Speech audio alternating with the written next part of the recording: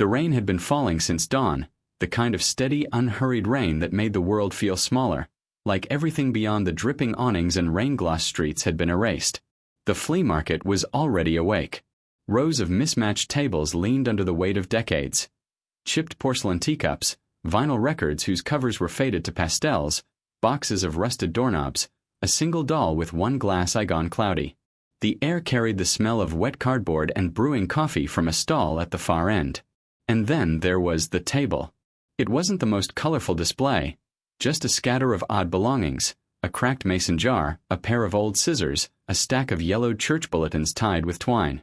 And sitting squarely in the center, almost reverently placed, was the album.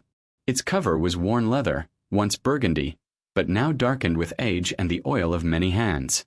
Along the spine, the stitches were frayed, and in one corner, the leather had peeled back, revealing the cardboard beneath. A faint smell of attic dust and something sweeter, maybe cedar, rose when the narrator's hand hovered above it. The first Polaroid was a family portrait, a man in a beige-collared shirt, his arm draped around a woman with honey blonde hair pinned back neatly. 2 children stood in front, a girl of about 9, smiling with the exact same tilt of the mouth as her father, and a younger boy with dark, curious eyes that seemed to be focused on the photographer, not the lens. Behind them, late summer sunlight spilled through the branches of a backyard oak, dappling their faces in gold. The colors in the photo were rich but muted in that specific way only Polaroid film managed. The greens a little warmer, the shadows a little softer. It felt like a memory you could hold. The next photo was of the same children sitting on a picnic blanket with an open board game between them. Their faces were animated, caught mid-laugh, but the edges of the frame blurred slightly, as if the moment had been snatched in a hurry. Page after page, the images unfolded like fragments from a life. Birthdays with melting cakes, a trip to the county fair, a Christmas morning scene with wrapping paper mid-tier. At first glance, they were ordinary, even comforting. But then the shift began. It was subtle at first, a background figure half caught at the edge of a shot, wearing a dark-brimmed hat, a smile on the mother's face that seemed a touch too stiff, the way the boy, in the later photos, no longer looked directly at the camera but slightly past it, as though something else in the room had drawn his gaze. And then came the last page. The final photo was different. The framing was crooked, the focus imperfect. The family stood together but not in the bright outdoors, instead, in a dim hallway with wallpaper that seemed to close in around them. Their expressions were unreadable, caught between motion and stillness. The father's hand rested on the daughter's shoulder, but his grip looked tense. The boy's hair was mussed, and his shirt collar sat askew. It was the only photo without a date scribbled on the white margin. The narrator turned it over, expecting a note, but the back was blank, except for a faint smear of something brown, like a coffee stain that had long dried. The flea market chatter went on around them, but it felt distant now, muffled under the sound of the rain. The album had a gravity to it, a weight that wasn't entirely physical. It didn't belong here, in a place where strangers' memories were sold for a few coins. It was a question disguised as an object. Who were they? Why did the album end here on this table, in this forgotten corner of town? And perhaps most unsettling, what happened after the last photo was taken? The narrator closed the album gently, as if waking something sleeping. They didn't know it yet, but this was the first step down a path where every answer would birth another question, and where the warm, sunlit faces of the Thompsons, though their name was not yet known, would grow stranger with every turn of the page. The rain outside intensified, rattling the tin roof above. Somewhere in the maze of stalls, a vendor laughed loudly, breaking the stillness for a moment. But in the narrator's hands, the album seemed to hum with a quieter truth, that sometimes the things we stumble across are not lost at all. They are waiting. And this album had been waiting for a very long time. In the summer of 1978, Brook Hollow was the kind of place that seemed invisible to the rest of the world. A 2-lane road cut through its heart, flanked by clapboard shops with hand-painted signs and porches where locals gathered in the evenings. On Sundays, the air smelled of fresh-cut grass and church potluck casseroles cooling in kitchen windows. The Thompsons were not the richest family in town, nor the poorest. They lived in a white clapboard house at the corner of Maple and Cedar, its porch swing perpetually swaying even on windless days. The house had a neat lawn, a vegetable patch out back, and a big oak tree whose limbs seemed to cradle the sky. Daniel Thompson was 38 that summer, tall, with a kind of frame that came from years of manual work rather than gym visits.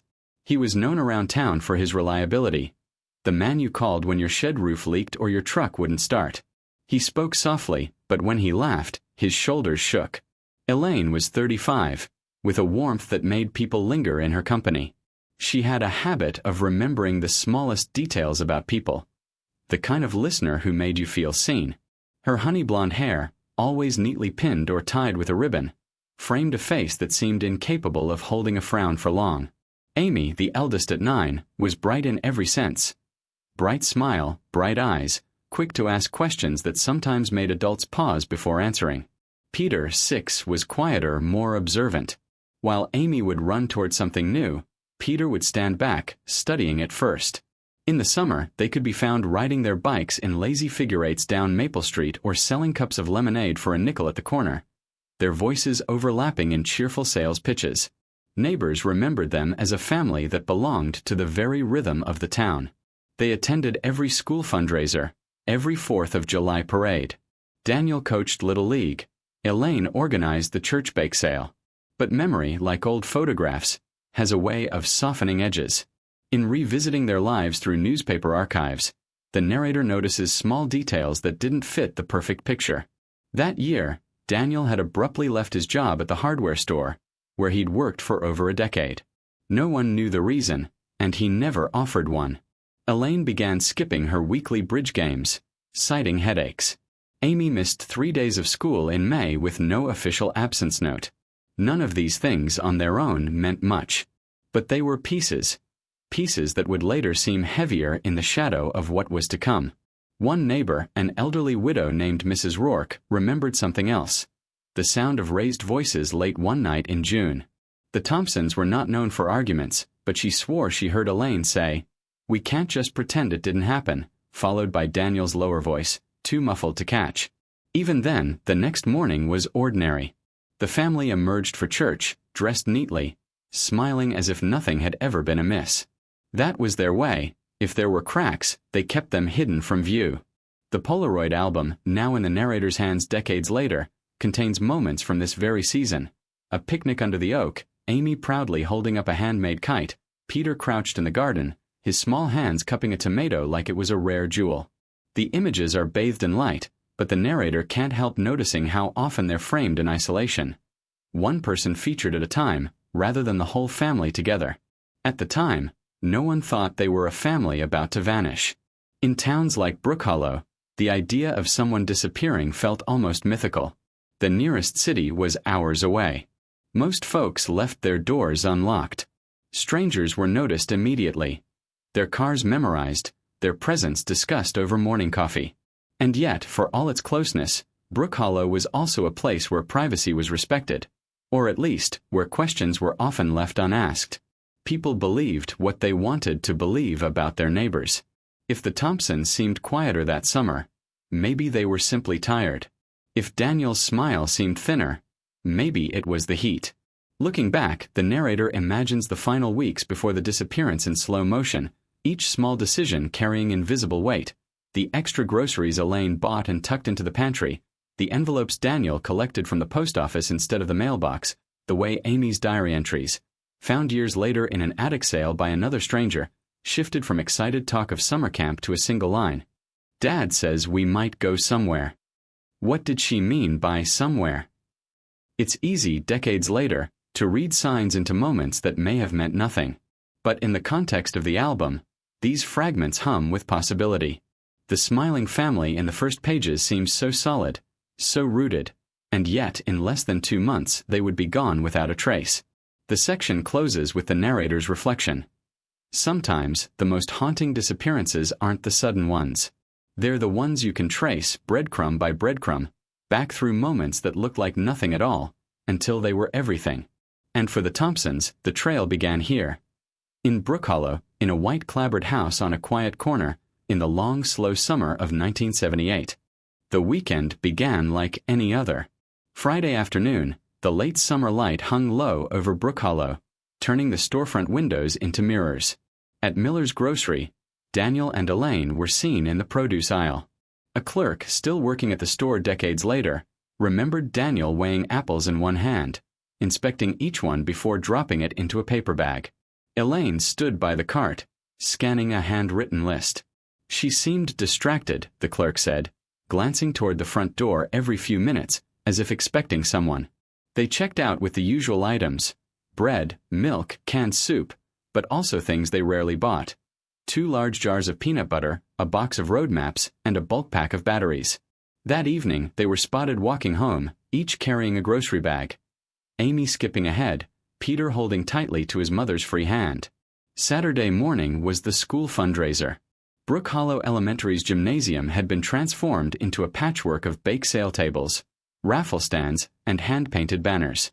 A Polaroid camera, brought by one of the teachers, clicked cheerfully throughout the day, capturing the town's families in their weekend best. One of those photos, now in the flea market album, shows the Thompsons standing against the school's faded blue backdrop.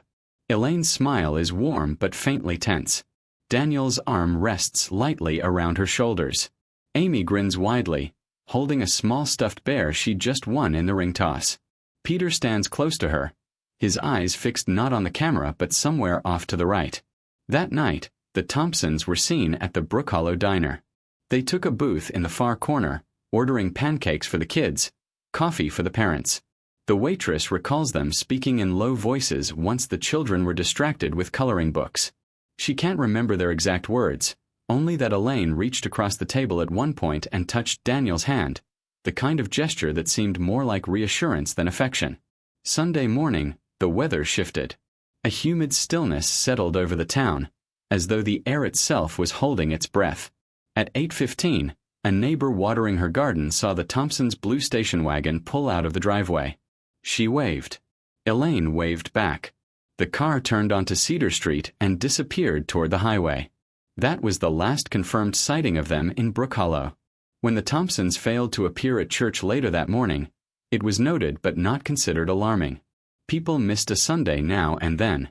But by Monday afternoon, concern had begun to seep in. Amy and Peter weren't at school. Daniel's truck, usually parked at the hardware store even on his days off, sat absent. Phone calls to the house went unanswered. It wasn't until Tuesday that Mrs. Rourke, their elderly neighbor, walked over to check. She found the front door unlocked. Inside, everything seemed untouched. Coffee cups drying in the sink, a half-finished crossword on the kitchen table. Amy's sneakers were by the back door. Peter's toy car lay on the living room rug, as if dropped mid-play. In the fridge, the groceries from Friday's trip were still there, some unopened. The road maps were gone. So was the Polaroid camera. The house was quiet, save for the steady ticking of the kitchen clock. Later, when police began their investigation, they noted there was no sign of forced entry, no disturbance, no theft beyond what the family appeared to have taken with them. It was as if the Thompsons had simply stepped out for a moment and never stepped back in. The narrator, piecing these events together decades later, lingers on the strangeness of it. How normal their final days looked. Smiling in the gymnasium, eating pancakes at the diner, running errands.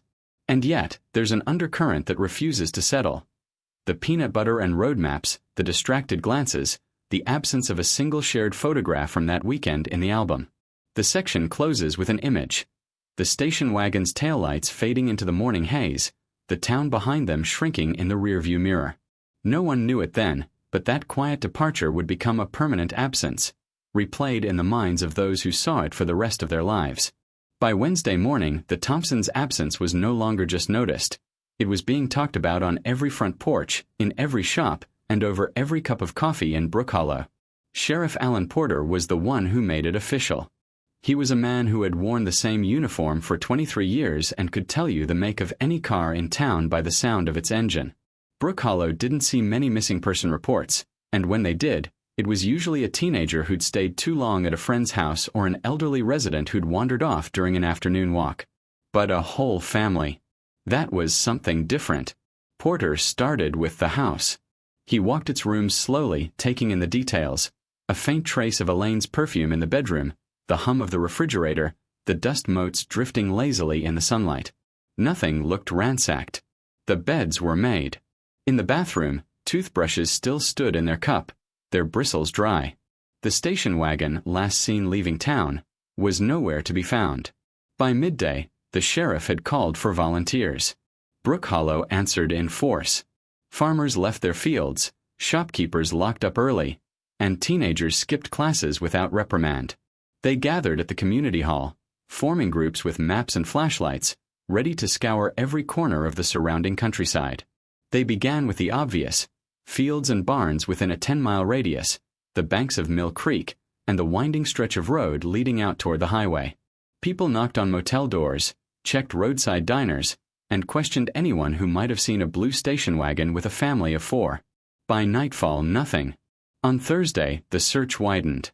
Helicopters from the state police hovered low over the tree line. Dogs were brought in, noses to the ground, following scents that always seemed to fade before they could lead anywhere. Porter spoke to the press, not that Brook Hollow had a real press, just the local paper and a single radio station, and assured everyone that every possible lead was being pursued. But behind closed doors, the conversations were more uneasy. The Thompsons' bank account hadn't been touched. No calls had been made from their home phone since the Sunday morning they left. The road maps were gone, but there was no record of them checking into hotels under their own names. Whispers began to circulate. Some said they had run from what no one could say. Others muttered about debts or secrets, or the possibility of someone following them. A few suggested something darker, though the sheriff refused to entertain that theory in public. "There's no sign of foul play," he told reporters, and he repeated it like a shield. But the absence itself felt like foul play. Elaine's bridge partners left her seat empty at the table, cards still set in front of it. Daniel's usual stool at the diner stayed unclaimed, the waitress avoiding looking at it for too long. At school, Amy's friends kept glancing toward the spot where she used to hang her backpack. The narrator, recounting these details decades later, dwells on how the search became less about finding the Thompsons and more about filling the growing hole they'd left behind. Every unanswered question seemed to pull the town further into the mystery's gravity. On the 7th day, Sheriff Porter called off the formal search. He stood on the steps of the town hall, hat in hand, telling the gathered crowd, "We've done everything we can with what we have. If new information comes to light, we'll act on it immediately." It sounded like closure, but no one felt any. People drifted away in silence, their footsteps on the wet pavement the only sound. That night, a light rain fell, the kind that reminded the narrator of the day they'd first seen the Polaroid album. And in that memory, the connection was clear. The search had ended not because the answers had been found, but because the trail had been swallowed whole. The mystery was no longer just a question. It was a presence. The album had been sitting on the narrator's desk for 3 days before they began to see it differently. At first, it had been a curiosity, an artifact from a life once lived, its pages heavy with the weight of forgotten summers. But after reading through the old police reports and tracing the timeline of that final weekend, the narrator began to notice the album's quiet insistence. It wasn't simply a scrapbook. It was a record. Every Polaroid had its own voice. Some spoke softly, others murmured in ways you could only hear if you looked long enough. The first step was to lay them out in chronological order. The dates, written in blue ballpoint on the white margins, helped at first. July 3rd, 78. August 12th, 78. But then gaps appeared, a day missing here, 3 missing there. Sometimes 2 photos shared the same date but were clearly taken in different locations. The sequence wasn't just incomplete, it had been altered. The narrator began describing each photo like a detective's inventory. Photo 1, backyard, midday. Elaine hanging laundry, her dress catching the sunlight. Daniel in the far corner, half turned away, holding something that's just out of frame. Photo 4, picnic table at Mill Creek Park. Amy smiling, a paper plate in front of her. Peter looking past the camera toward the tree line. Photo 9, the school fundraiser. The family posed together, but there's a shadow at the far right edge, the brim of a hat just visible before the frame cuts it off. Photo 13, motel swimming pool at dusk. Only the children are visible. The water is still, almost glassy. No adults in sight. The pattern was subtle but unsettling. In the earliest photos, the family's attention is directed toward the camera. Present, engaged.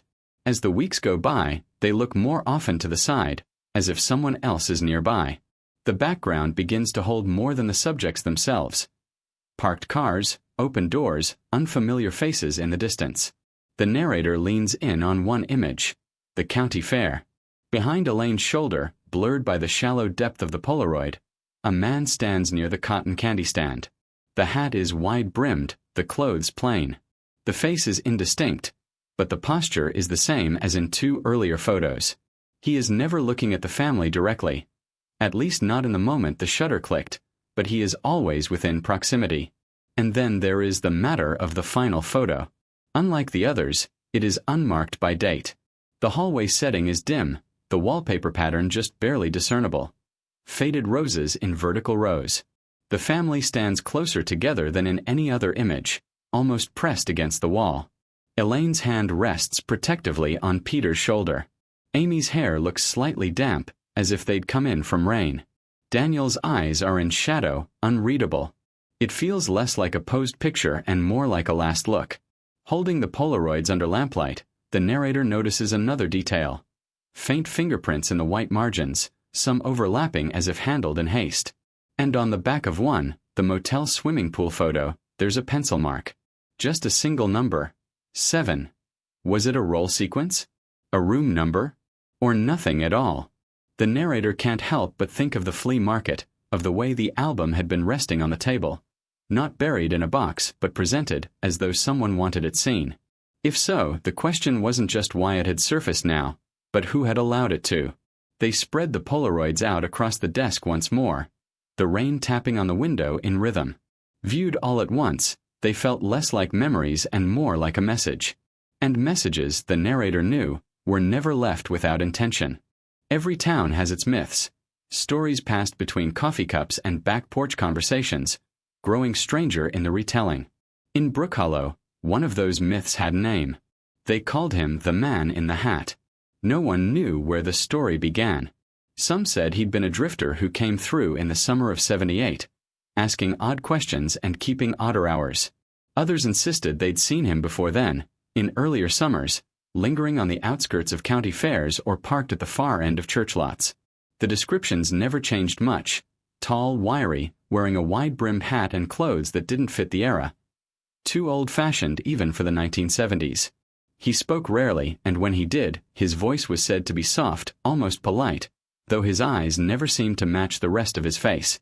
In the old newspaper archives, there's no official mention of him. No police reports, no wanted posters. Just the oral trail, a quilt of memories stitched together by people who might have seen him, or maybe just wanted to believe they had. What struck the narrator most, however, was that the man in the hat appeared in the Polaroids. The first time it could have been coincidence, the faint brim of a hat at the county fair, nothing more.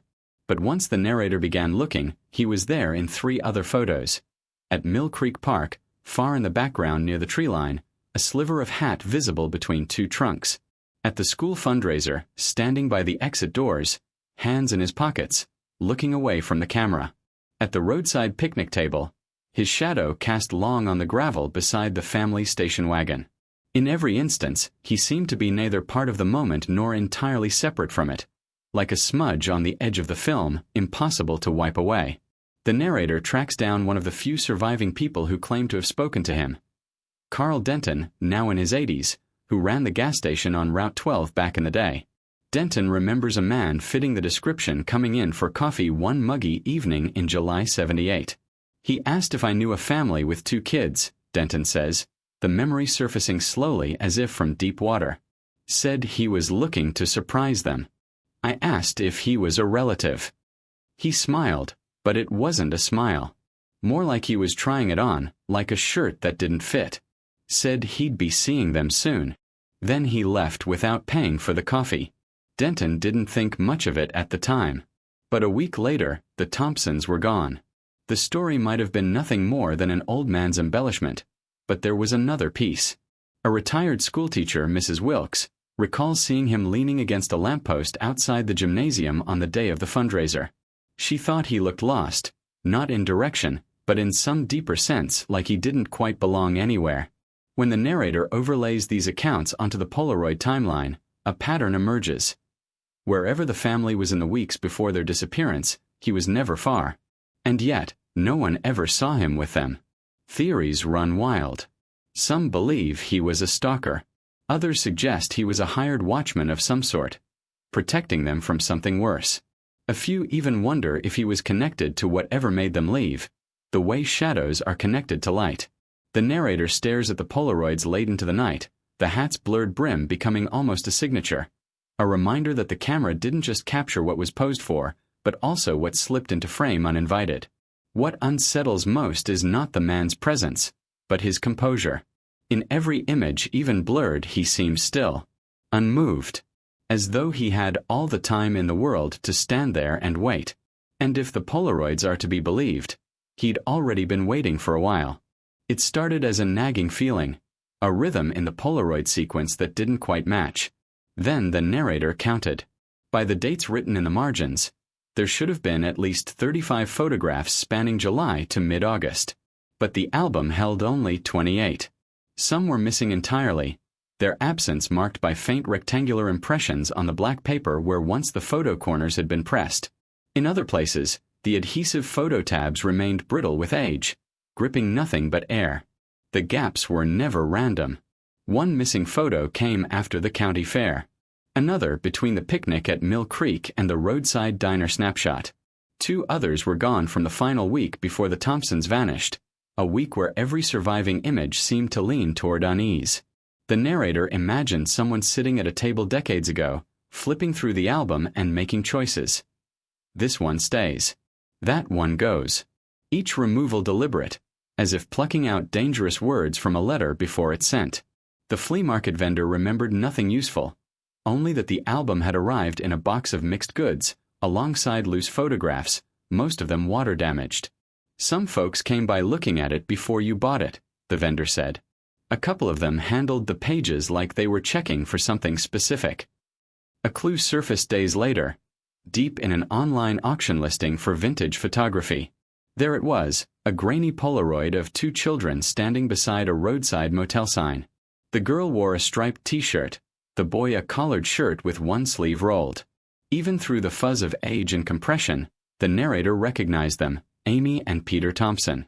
The motel sign read Lakeside INN, but the last 2 letters of INN were missing from the frame, cut off by the edge. And the name itself didn't match any property in Brook Hollows County or the neighboring one. The seller claimed to have found it in a box purchased from a storage unit auction somewhere in Pennsylvania. No other photos from that lot were of the Thompsons. Just this single fragment. The narrator stared at it for hours. The children weren't smiling. Behind them, the motel's building was visible. 2 stories, exterior walkways, peeling paint. A single open door on the upper floor revealed nothing but darkness inside. What was this moment between? Was it a stopover on a longer journey, the day before the last known photo? Or was it part of the missing roll, the collection of images someone had gone to trouble to scatter?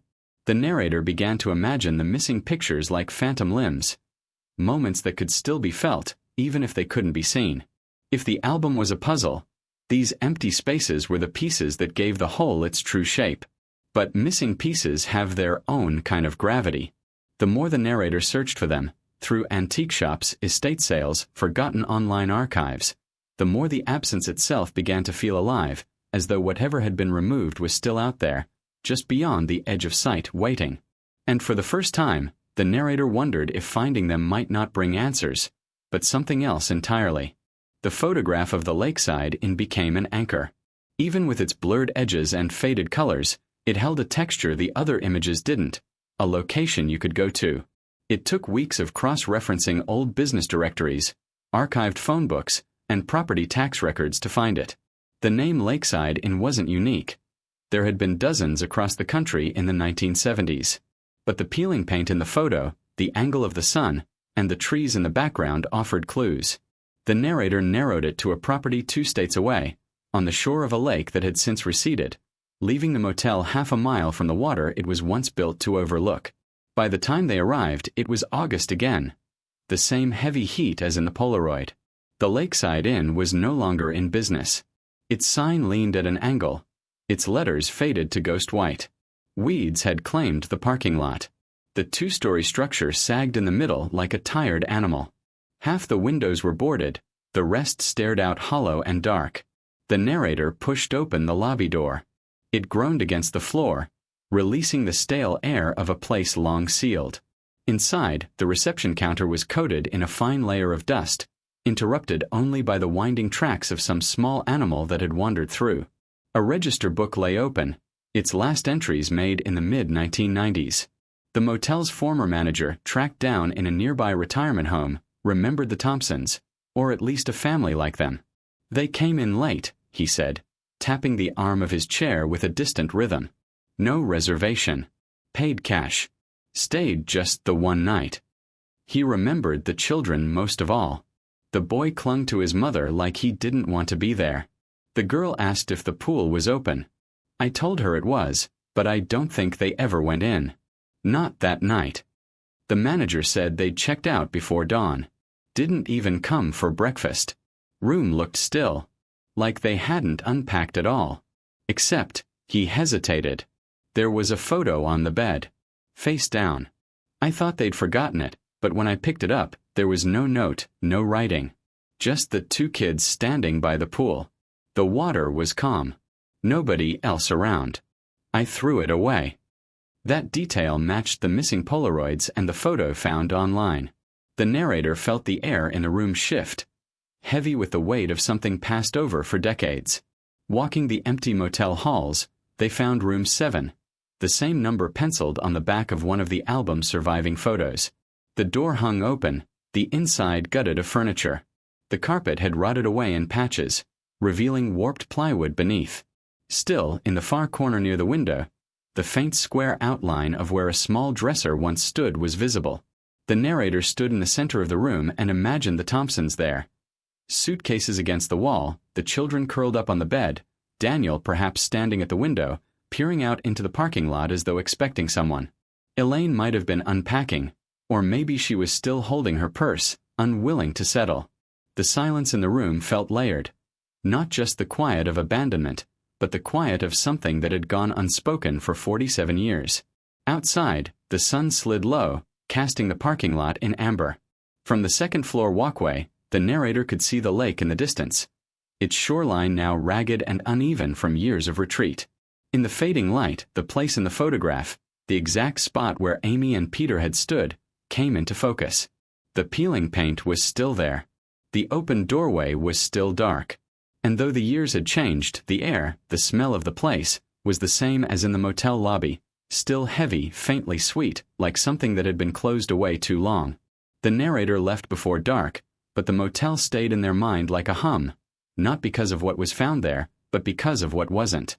It was a place that should have offered answers, but instead, it seemed to amplify the mystery, as though the walls themselves had agreed to keep a promise to someone long gone. The lead came quietly, almost as an afterthought. The flea market vendor, the one who'd sold the narrator the album, called late one evening. His voice was rough, like he'd just woken up. "You were asking about where it came from," he said. I remembered something. He told the narrator that years ago, the album had been part of an estate sale. The house had belonged to a man named Lawrence Keene, who died alone in the winter of 2003. Keene had no children, no surviving family. His small single-story home had been crammed with boxes, not of his own life, but of other people's. They said he collected other folk stuff, the vendor explained. Photos, letters, diaries, postcards. Didn't matter if he knew him. Like he was keeping them safe, maybe. The narrator tracked down the woman who'd organized the estate sale, a former neighbor named Jill Patterson. She remembered the Thompsons' album specifically. Not because of the photos, but because of the way Keene handled it. "He showed it to me once," she said. "Laid it out on the table like it was something precious. Told me it belonged to a family who knew when it was time to disappear." That's the phrase he used. I laughed. Thought he was being dramatic. But he didn't laugh back. When asked where he'd gotten it, Patterson shook her head. He wouldn't say. Lawrence had this way about him, like he knew more than he'd tell. He said some stories weren't his to finish. The narrator searched public records for Keene. What emerged was a life threaded through the background of other people's. Short stints as a traveling salesman, seasonal work at county fairs, janitorial jobs in small motels along rural highways. The dates and places formed a strange echo of the Thompsons' last known months. Had he crossed their path?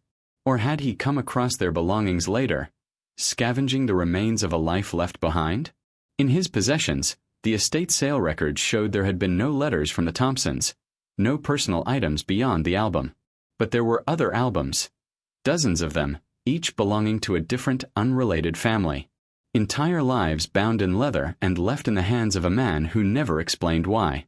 The narrator began to picture him in that small house, surrounded by strangers' memories, curating them in silence. Perhaps he saw himself as a guardian. Or perhaps he was simply drawn to what others had lost, the way some people can't resist beachcombing after a storm. What haunted the narrator most was that phrase, lingering like a fingerprint, knew when it was time to disappear. Was it something Keene had been told by the Thompsons themselves? Or was it his own conclusion, drawn from piecing together the fragments he'd acquired? There was no way to know. Keene had taken that answer with him, leaving only the album behind, as if passing the burden of wondering to whoever found it next. And now, that burden belonged to the narrator. It was only because the narrator was turning the album over in their hands for the 100th time that they noticed it. A faint bulge beneath the back cover's torn lining.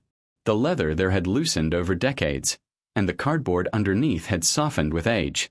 Using the edge of a letter opener, the narrator pried it back just enough to slip out a single folded piece of cardstock.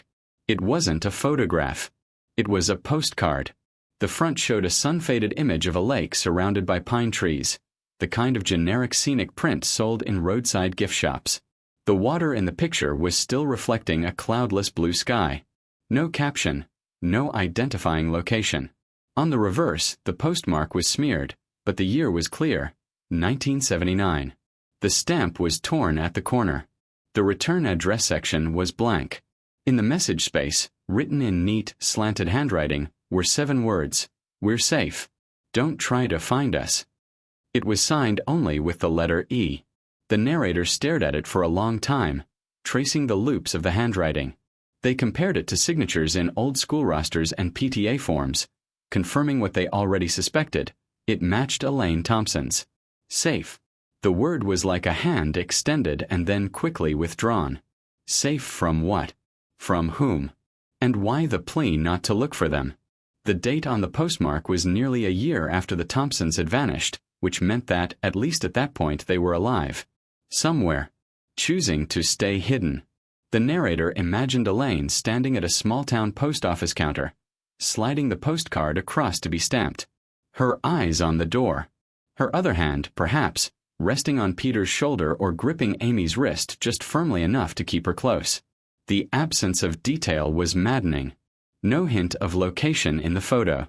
No clue in the postmark's blurred ink. No indication of who the card had originally been sent to, or why it had ended up hidden inside the album instead of delivered. Theories bloomed. Perhaps Elaine had intended to send it to a family member but thought better of it. Perhaps she had mailed it, and it had been intercepted by someone who kept it. Someone like Lawrence Keene. Or perhaps it had never been meant for anyone outside the family at all. There was a tenderness in the message, but also finality. It wasn't an invitation to reconnect. It was a boundary. Safe. Don't try to find us. It was both a comfort and a knife. The narrator placed the postcard beside the last photo in the album. Together, they formed the only surviving postscript to the Thompson story, a visual of their final days and a single line of their own choosing.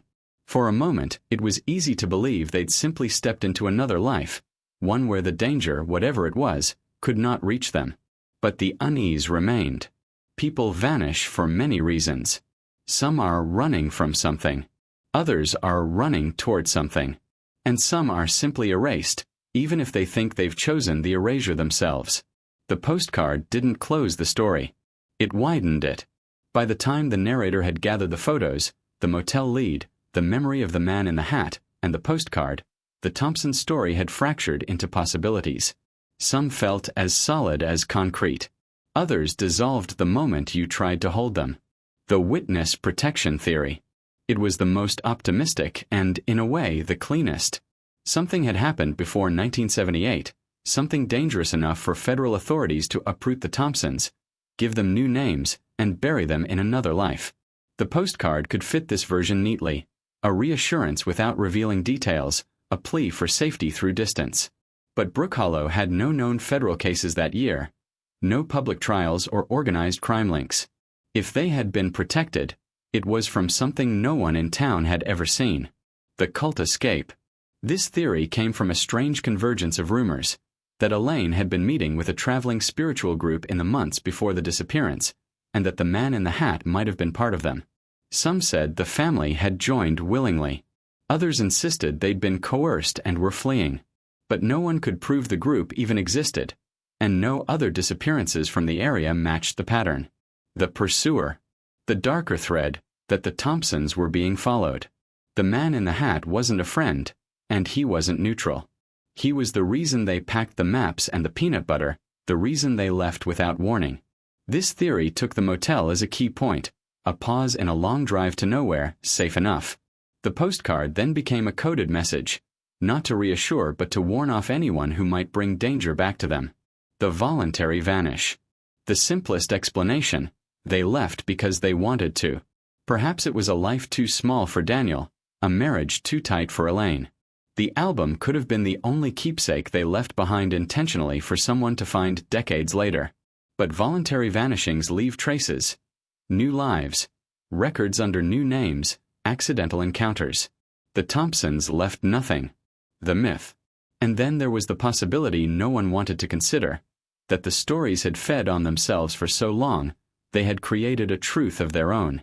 That the man in the hat, the motel, the postcard, all of it, were fragments from unrelated lives, woven together into the shape of a family that could never truly be found because they no longer existed to find. The narrator lays each theory out like a map, the roads crisscrossing and doubling back, each ending in its own kind of dead end. But perhaps that was the point. The absence had become larger than the people it was built around. The Thompsons were no longer just a missing family. They were Brook Hollow's ghost story, its late-night conversation, its secret handoff at flea markets.